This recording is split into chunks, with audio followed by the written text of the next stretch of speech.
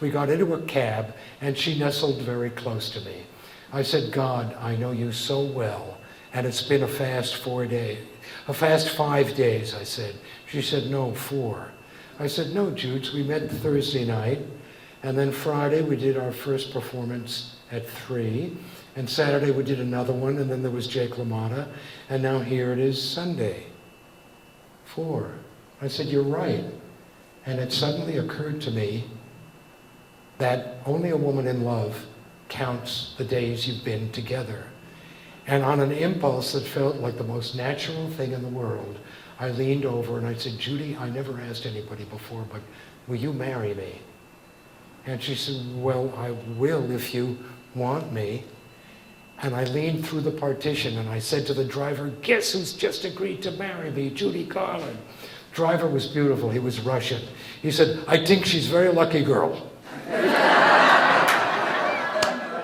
I took her into a little quiet piano room and I sang a song that conveyed the message I wanted to say to Judy.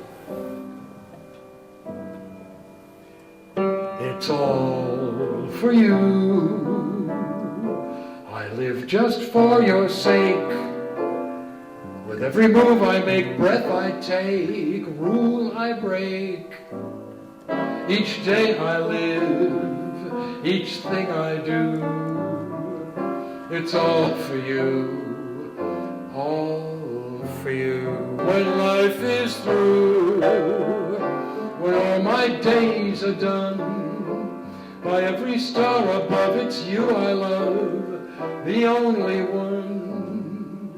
And let them say this much was true, it was all for you, all for you.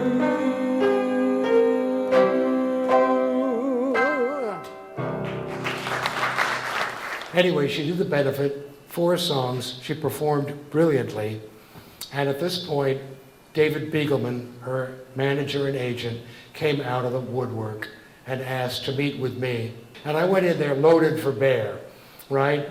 And I said, hey, let's get this lady some work, huh? And David said, well, you know, John, we're in a tenuous position regarding concerts because she doesn't have any orchestrations. And the outfit was called Creative Management, by the way. So I said, you know, David, I said, for an outfit that calls itself Creative Management, I find you vastly uncreative. I said, maybe you're hung up with concerts. What about other areas? Like what? Oh, like records, like films, like TV shots. There's a wealth of things Judy could do. Could CMA advance us some operating money, like $20,000? He said, you know, John, you come to me with Judy's name on a concert contract, and you will not find us unyielding.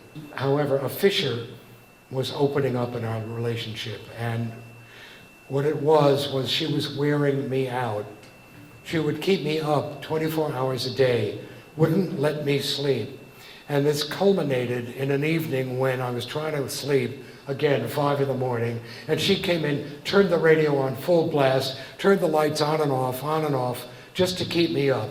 And I started to yell, and she started to yell, and the confrontation got so noisy that the next day, the prudential management called and said, you will have to leave.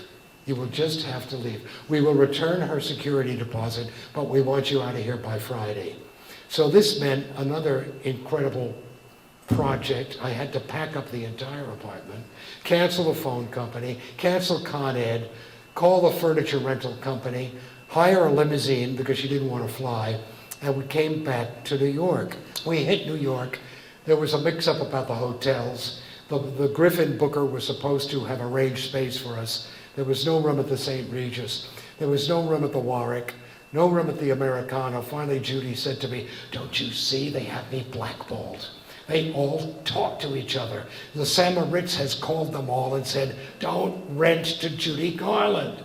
Merv Griffin went bananas when he heard that Judy had canceled the date.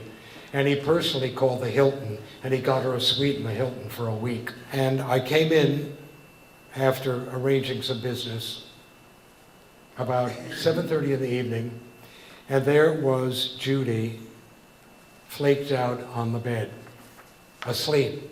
I had never seen her sleep before. I should have got it on film. Nobody ever saw Judy sleep. It was December, snowing, and as I stood there gazing down at Judy's recumbent form, it suddenly dawned on me that this was going to be impossible. My friends, my family were right. I had tried to do something that just wasn't going to be possible. I tried to save somebody who was beyond salvation, and I suddenly broke. I felt my fervor snap like a dried twig inside me, and I started to weep, and I fell on her body, put my face in the hollow of her hip, and I just wept. Judy, Judy, I said, I can't help you. It's impossible. You keep doing it to yourself over and over again, and nobody can help you. It's inside you. It's inside you. And I stumbled into the bathroom, and I grabbed some toilet paper. I blew my nose, and I came back. She was still asleep. She hadn't heard a word I'd said. I said, I've got to say goodbye. And I stumbled out of the Hilton, into a cab, back up to my folks' place, fell on the bed. The next morning, I woke up shivering with a fever of 104. Well, Judy called a couple of times, but then, driven, she went right on to the next guy without a backward glance and went to London with him, using all the contacts that I arranged, a suite at the Ritz, first class tickets, blah, blah, blah. Well, that should have been the end of it. But my publisher had arranged a recording session after the cafe date where Judy was going to sing my songs. And I felt compelled to go over for the recording session.